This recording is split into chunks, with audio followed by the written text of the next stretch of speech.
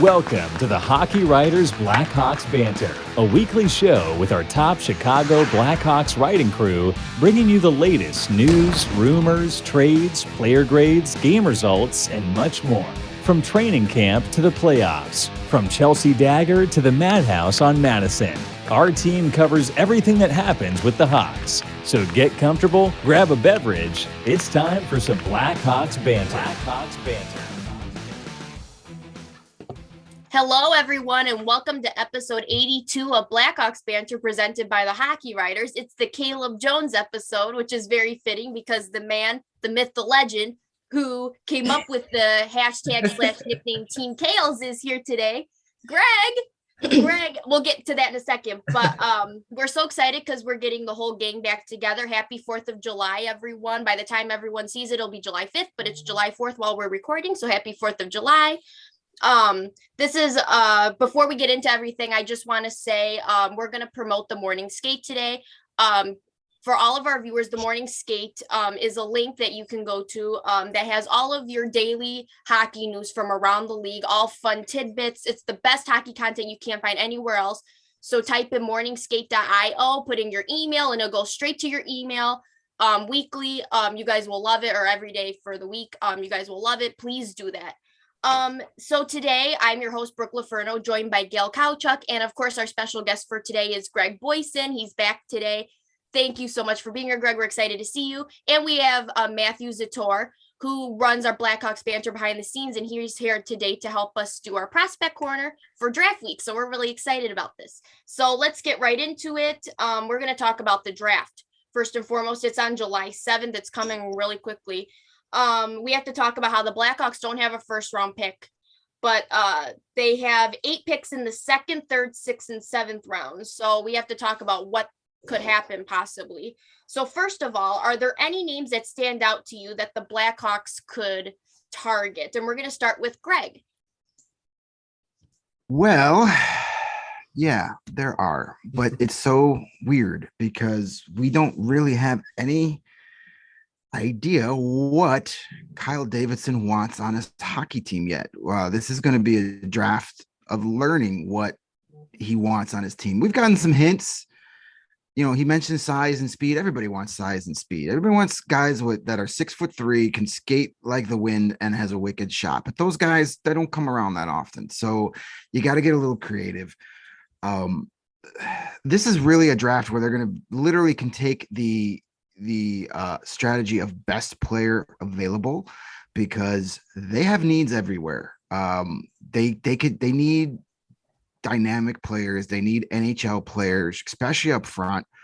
You know, if you read Corey Prom of The Athletic, he says their top need is defense. I think that's just lazy narrative. It's like that. Tell me you don't know anything about the Blackhawks prospect system without telling me you don't know it. Like, yes, they've been a terrible defensive team for the last 3 years, but when you look at their prospect system, all their top prospects, not named Lucas Reichel, are defensemen. So you got to go up front. Center. The Blackhawks have no center depth, barely any on the NHL roster as it stands today, and God knows what that's going to look like come September. You know, if you're going into a season where Jonathan Taves is your number 1 center and Kirby Dach is number 2, and then there's really nothing behind you, you got to get down the middle. Hockey is won down the middle and then out. So they will have plenty of chances to get some centers. A guy that jumps off the page to me, if he's still there with that 35 pick, is Jack Hughes. He may or may not be there. Not that Jack Hughes, but the other Jack Hughes, the son of Montreal Canadiens general manager Kent Hughes. He's a big, not the biggest, but he's got decent size. He's a really good two-way center, skates very well. He's got good hands. That's the kind of guy you want. Another guy that I really, Hughes may or may not be there. A guy I'm really hoping will be there is a guy that's played for Patrick Waugh in the Q the last couple of seasons. That's Nathan Goucher. I hope I'm pronouncing that right. I'm going to butcher a ton of names. This is why I write them. But he's been playing for Quebec in the Q, and he is a big kid, over 6'3", two-way center. Not the greatest offensive player, but he's got size, he's got defensive prowess. Patrick Waugh has played him in every situation. When the game is on the line, this is the kid he puts out there. Now, if Patrick Waugh, who had a lot of success as a player and as a coach, say what you want about him in his reign with the Avalanche, but he got that team playing much better than they probably should have when he was there. If he's trusting you as a teenager, that's got a lot to go. That says a lot to you. So those are two guys I would look for. Another center that I would like, if he's there, David Goyette out of Sudbury. He's not the biggest kid, but he's another one of those two-way guys. You got to start. Your center has to be your third defenseman on the ice, especially when you want to win in the playoffs. That's another guy. If they don't want to do center, there's one name that if he's still there at 35, I'm not sure he will be. I want to draft him for two reasons. First of all, his name, Jagger Firkus. Yeah. Second of all, he's a really good player. We're talking about the winger. If they want to go to the wing, Moose Jaw. Now, he doesn't have size. He's only 5'10", but he can still grow.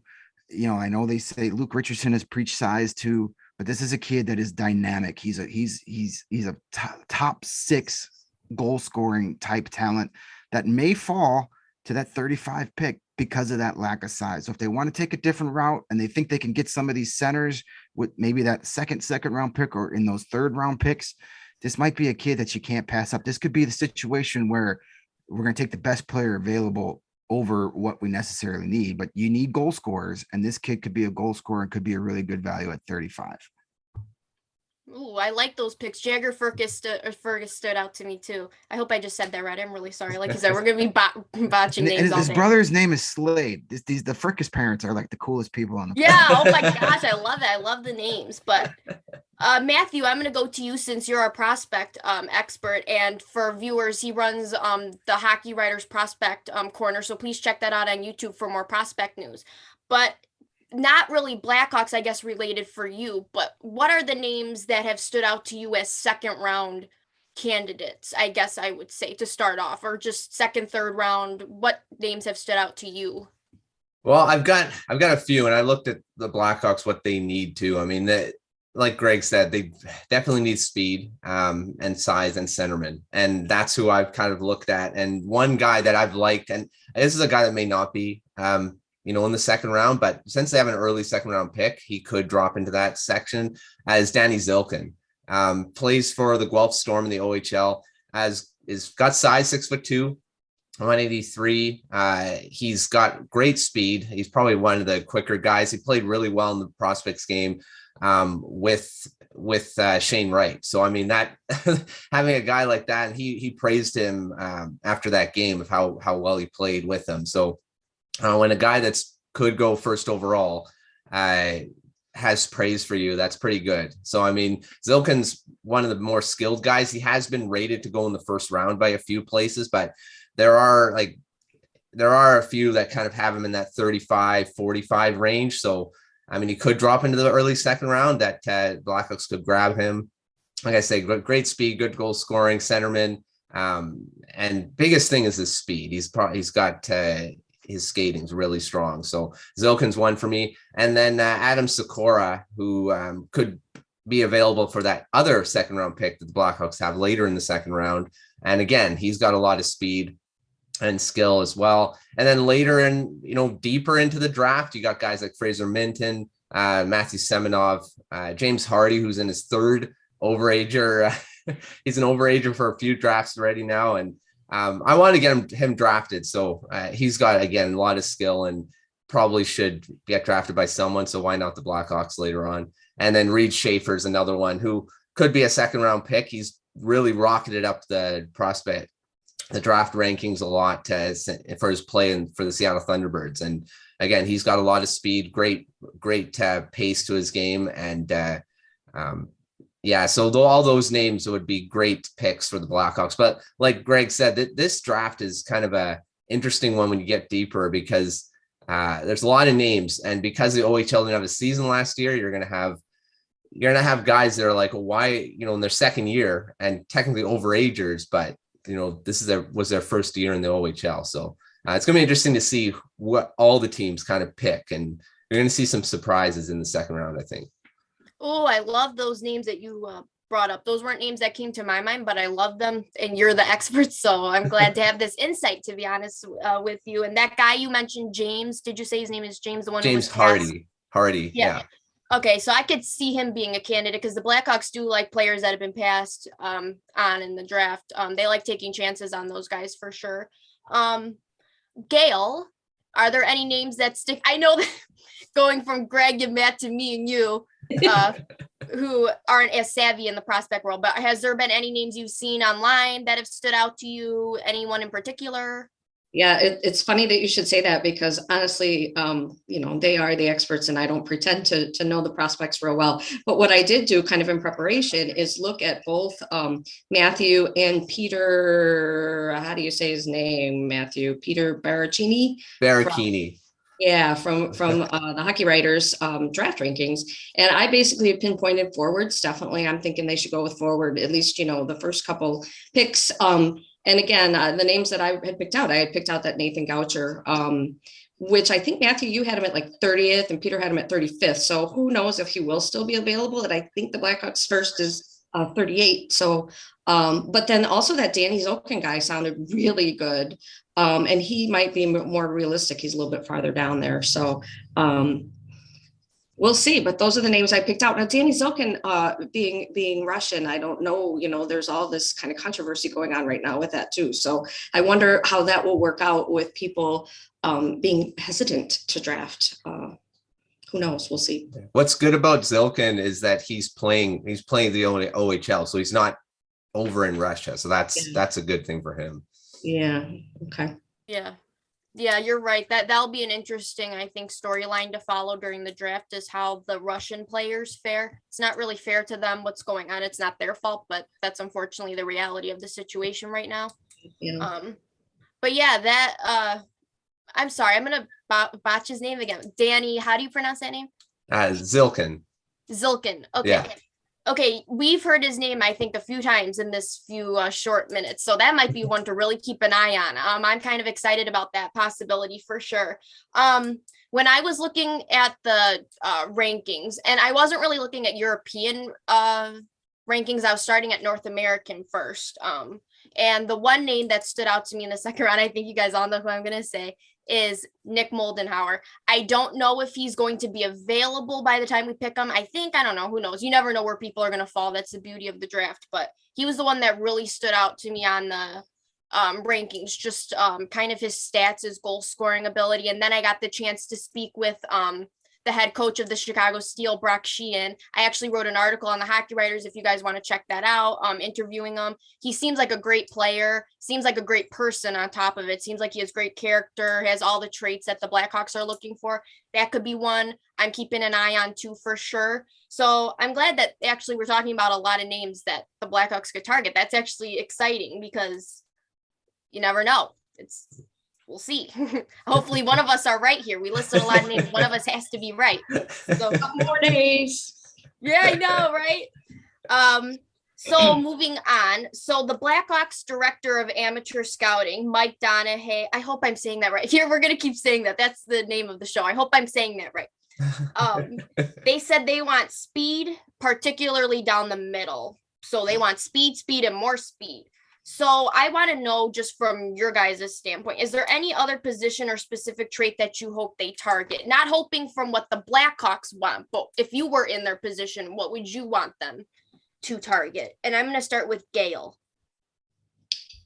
Well, I guess I would just go with, again, that, the other thing that they've been stressing, the Blackhawks and Davidson, it's hard to play against, that physicality. And I think that it's really difficult to find that balance of the speed, skill, and tenacity that's just so hard to find. And if I could, you mentioned Donahue, if I could just kind of pull a quote out from him, the best way to win is through the draft. We've got 5 picks between 38 and 96, and odds are at least, or 3 of them are here. This is when he was interviewed at the Combine. And then he goes on to say, these picks could define us in the future. So we're really excited for it. And he did actually mention a team like Carolina, their best players, Sebastian Aho, 3 of their best players, Sebastian Aho, Brett PC, and Jacob Slavin, 2nd, 3rd, and 4th picks. So the players are out there. It's just a matter of, finding them. And so hopefully they can do that. Yes, it's all about the hidden gem picks for sure. Yeah. Greg, is there a specific, I know we just said they need everything, but is there a specific trait or position that you want besides center maybe? Well, I mean, they need as much help up front as they could possibly get. They have no, again, if you're not named Lucas Reichel, they have nobody coming to help you play offense. And yes, they need help defensively, but they also need you got to score goals at some point too. So I'm just looking for kids that have some high offensive upside, but are coachable. You need these kids that are willing to come here and listen and buy in right away and be part of it. Now they're trying to set a culture here with the Blackhawks, and that starts from the second you get drafted and they work your way all the way to the NHL.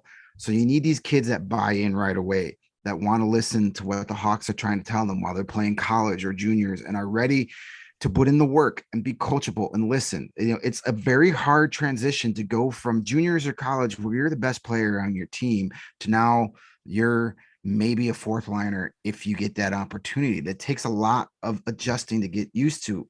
And that's part of the hardest transition from going to juniors or college to pros is now you come from a team where you were the best player, and now you're a team full of guys that were the best player on their team, and you got to learn where your role is. So you need those kids that are easily can make that adjustment. It's not easy, but kids that can learn and are willing to change the way they play. You know, you look at a guy like Mackenzie Entwistle.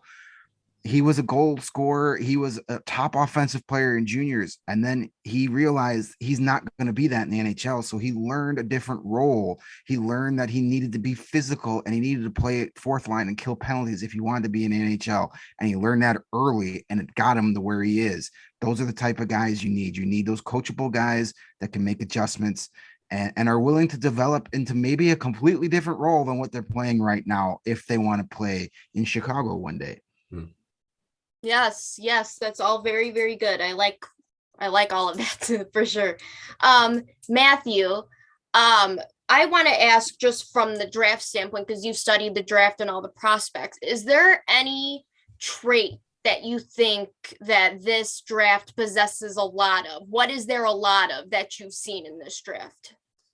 Well, I've said in the past on Prospect Corner that it's full of depth. I mein, there has been people that said this draft isn't the strongest. I mean, when compared to the one that's coming up in 2023, that is very true. But I think it's got a lot of potential for hidden gems, like we've talked about, guys that, you know, especially because, like I said, the OHL season was canceled last season, and there were a lot of guys that weren't drafted that me, Peter, and Andrew had in our rankings that never were drafted. And guys that I had in the 4th, 5th round that, you know, went away and weren't selected. So there's a lot of those guys in this draft that you're going to look at and you're saying, well, they're overagers, but they're drafted in the 3rd round.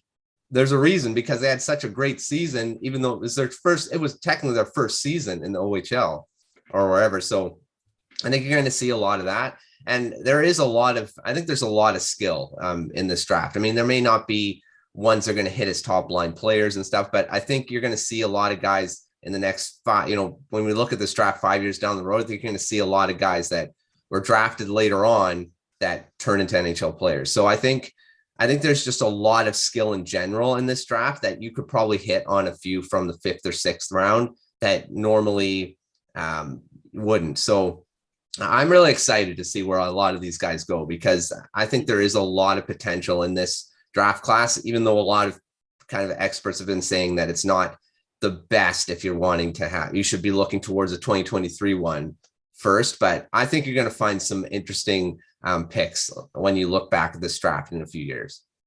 Yeah, well, I think you kind of hit something on the head that people should focus on if they're not that excited, is untapped potential because of the missed season. So there's a lot of kind of intangibles there that makes it exciting instead of kind of like, I don't know about this kind of thing. So I think that's actually what you should be looking for. Skill is not a bad thing. Untapped potential is certainly not a bad thing. That's what you want to see. So hopefully, like you said, that will be exciting to see where these kids end up, where they get drafted.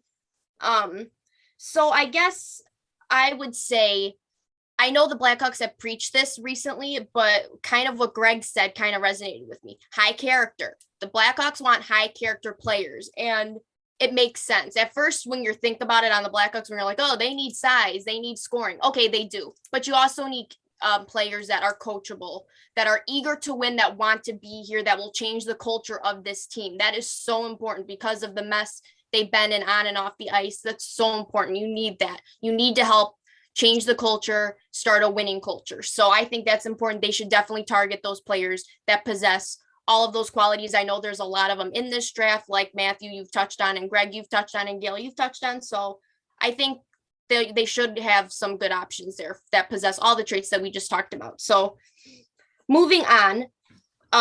So I guess to talk about Kyle Davidson, this is his first draft as Blackhawks general manager. So this is a big moment for him. This is like really his spotlight moment for Blackhawk fans to witness what he can do. So how important is it for him, for Kyle Davidson and co, to have success in this draft? Greg? It's super important. This is his first draft. This is laying the foundation down, showing us what you're made of, what your plan is. This is the first of many steps to get the Blackhawks relevant again. So you have to hit on these picks. Not every single one is going to be an NHL player, but you got to be able to develop some kids that eventually, part of the reason the Blackhawks are where they are right now is because, and I'm going to refer to him as we refer to him on CHGO Blackhawks, he who shall not be named sucked at the draft and just blew the last umpteen draft classes. Just look at those names and how many of them are not playing in the NHL. And if they are, they're playing for other teams. This is why the Blackhawks are where they are. Kyle Davidson is a smart guy. He has built himself a very good, smart team around him. He's not going to do this on his own. He who shall not be named is famous for having his entire coaching scouting staff to tell him to pick one certain player. And he goes, nah, I don't want to do that. I'm going to take so-and-so because he played at Notre Dame instead. So Davidson's not going to make that mistake. He's going to listen to the people he put in place to tell him what to do. So I am very optimistic about what's going to happen here, but he's got those second and third round picks. He's got 5 of them as of now. This can definitely change before the time. Out of those 5 second and third round picks, 3 of those guys at least need to be contending for a roster spot coming up in the next couple of years. You got to start developing your own talent. That's how you win. And that, I shouldn't say that's how you win, but that's how you consistently win. You can win one year by going out and spending all your free agent money and then see nothing happen, but you have to have your own pipeline of players. Look at those cups teams, you know, from the last decade with the Hawks. A lot of those guys were homegrown talent. You got to start doing that. You have to win. You win championships by winning at the draft, and this is his first draft. No pressure, but you got to do really good. I agree. This is a big moment for him. Gail, what do you think? How important is it for Kyle Davidson to have success? Yeah, I'm just going to kind of expand on what Greg said there. Ben Pope of the Chicago sometimes recently put together an article where he kind of put the numbers together. From 2012 to 2018, the Blackhawks only have 21% success rate with picks who have made it to the NHL, and the league-wide average is 38%, so that's way low. And then the discrepancy gets even worse when you look at like this, just the second round. The league's average players making the NHL for the second round is 65%. Blackhawks are at 43%. And as a matter of fact, the only second round player to have played 100 games in that time span is Alex Brigat. That's the only Blackhawk. So they have to do better than that, and I think they can. We'll see if they do, and how fast, because that's what's gonna really step them up and get them back into contention again, is how fast they can do this and how good they can be with their draft picks. Yes, those stats fascinate me, but they make so much sense. It kind of validates what a lot of fans thought over the years. Like, what is with all of this? What is with all this non kind of success in the draft? We've had so many picks that just haven't made it. Why is that? Now those stats validated. So thank you, Gail, for that. Those are very fascinating. Yeah, those are very fascinating. Matthew, so you also write, besides being our prospect expert, you also write for the Vancouver Canucks. A little different than the Blackhawks, but kind of have similarities to the point where they're not a playoff team, haven't made the playoffs. So I guess to kind of tie this all in together, how important is it, I guess, for these teams to have success in the draft from what you've witnessed? Well, it's like Greg and Gail both said, it's massive. Both teams need to hit on the draft again here, and it's easy to get hit on picks when you're picking in the top 10 a lot, and that's not good scouting, because most of the time you're going to hit on guys in the top 10, top 15. It's those later picks like the Blackhawks have. I mean, it'd be great for them to get a first round pick in this draft. I mean, but they have to trade something to get that, which could potentially happen. But right now they've got those 2 second rounders. I think those are the ones you have to really hit on, because when you look at the stats of where you get success, it's the second round. Most of the time you'll hit on at least 1 or 2 in that range, because a lot of the time the first 2 rounds, you're high percentage that you're going to get an NHL player. So, but you still got to make the right choices, and nothing against Nolan Allen. I mean, they shouldn't have drafted him at 31. I believe it was 31, because they could have got a guy that could probably make the NHL. Not saying that Allen won't, but we had an interview on Western Centric with him. He's a great kid, and I think he's going to become an NHL player, but not at a height of a first round pick. But that's another story. Could have got him in the 3rd round. He would have been there in the 3rd round. That was the problem. You drafted a guy in the 1st round that would have been there in the 3rd. That was the issue. But somebody had to be the smartest guy in the room. So, I mean, they got to hit at least on one of these second rounders in this draft. And the Canucks in the same way, they got to start hitting on some draft picks and have first rounders is the biggest thing too. And Blackhawks don't have another one unless they get one. So it is a big thing, the draft. And as much as everyone kind of says, you can get by on free agents, you can. I mean, you can get by, but the biggest thing is, like Greg said, consistent success is built through the draft.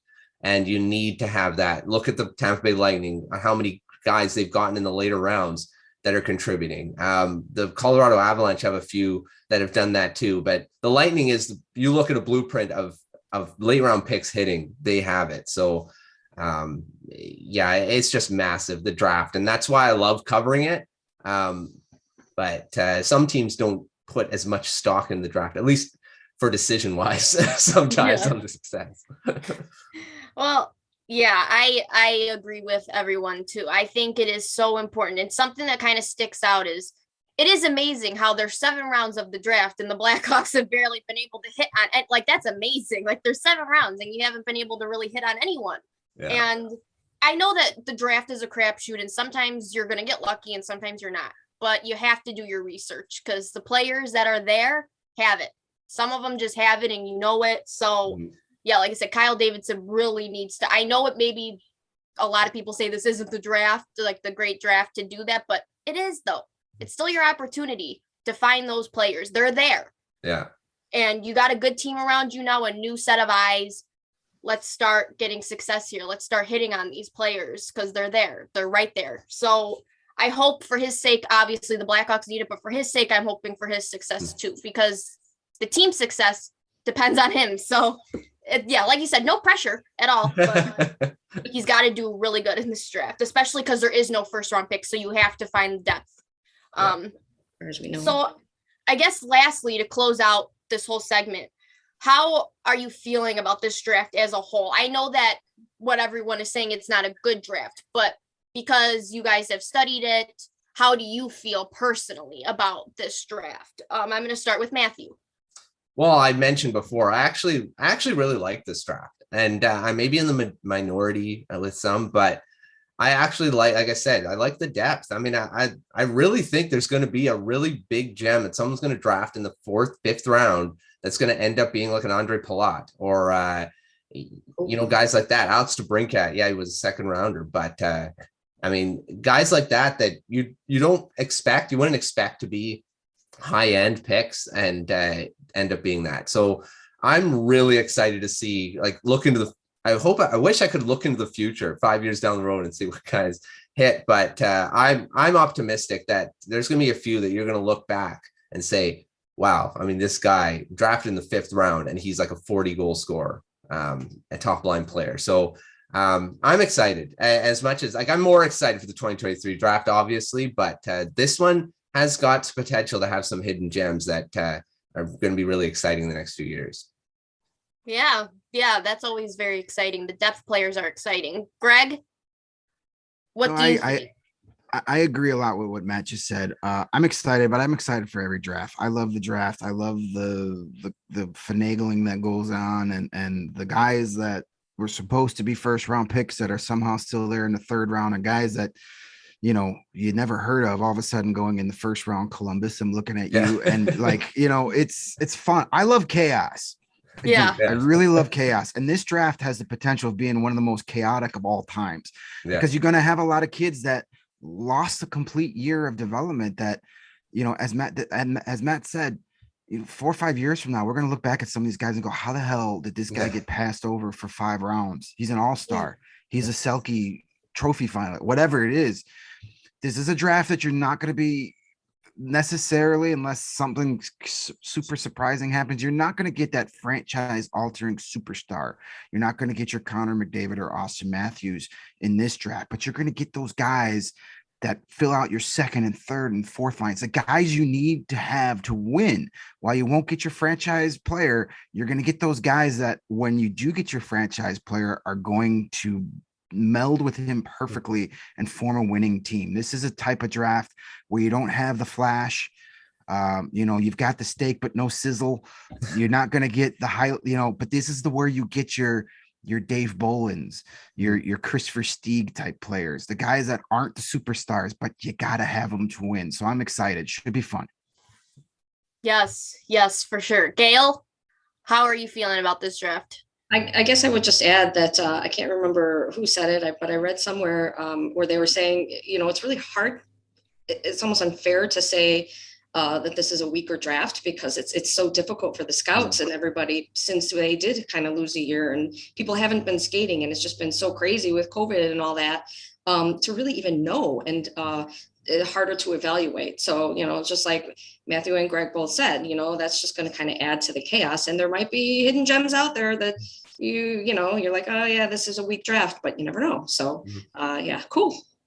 Yeah, I agree. I don't think this will be as bad of a draft as people are projecting. And that's really unfair to the kids too in the draft. They're like, hey, excuse me, I can play. Like, why are you doing so, but like Greg said, you need, exactly. Like you don't need to be Patrick Kane all day long in the draft. And I know you need those players, but like Greg said, you need depth players to win. That's what you need in this league. You need your Andrew Shaws, you need your Dave Bolins. That's why losing Brandon Hagel hurt so bad when it happened. Bring that up. Tampa needed. What? I said you got to bring that up, don't you? I'm sorry. I'm trying to make a point here. That's why it hurts so bad because you need those players to win. So they can definitely find them. And like I said, I'm excited for the untapped potential of these kids because they missed a year and you never know what they could be. And that's what's exciting. It's not like you're looking at them thinking, well, they are what they are. Sorry, this is what it is. They're not going to be any better than they are. This is what you get. So I hope, and to add to the craziness, because that's been the mantra around the draft so far, that this is not a very good draft, teams are probably more willing to give up picks, which could add to the chaos here. So that's what I'm excited about too. I love trades. As you guys know, if you guys have watched our show, I love trades and all that chaos. So I'm excited about that. But the last thing I'll say is, remember when Patrick Mahomes, I'm going to the football now, but remember when Patrick Mahomes got drafted, everyone said that was like the weakest quarterback class in like NFL history or whatever. And then they ended up getting Patrick Mahomes, Deshaun Watson, all those other players. So you never know. They're not always right. Yeah, they're not always right. Experts are not always right. So just got to take it what you have and take it as a good opportunity to find those hidden gems. They're there for sure. So. Yeah. So that will wrap up our draft segment. Thank you so much to Gail, Greg, and Matthew, of course, for your insight. Blackhawk fans or NHL fans in general, please tell us who you want your team to target in the draft because they got some really cool names in here that we're excited about. And yes, please enjoy the draft, enjoy the chaos, and we'll see you soon.